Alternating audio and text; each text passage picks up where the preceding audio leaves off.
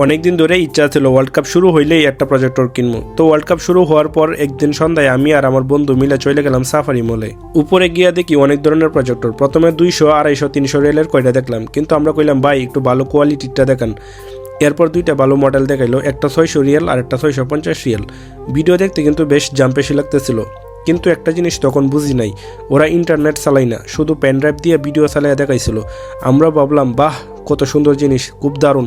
পরে 600 রিয়ালেরটাই কিনে নিয়ে আসলাম বাসায়। এরপর বাসায় এসে আমরা একটা ঠিকঠাক মতো সেট আপ করলাম। অফলাইনে ভিডিও মোটামুটি ভালোই চলতেছিল, কিন্তু যেই ওয়াইফাই কানেক্ট করলাম এমনি তার আসল চেহারা বাইর হয়ে গেল। ইউটিউব খুলতে শুরু হয়ে গেল বাফারিং। ইন্টারনেট একদম কচ্ছপের গতিতে চলতেছিল।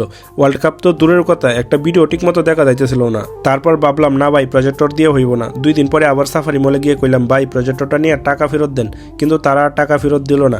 অনেক কথা কইলাম, শেষমেশ 600 রিয়ালের একটা ভাউচার হাতে ধরাইয়া দিল।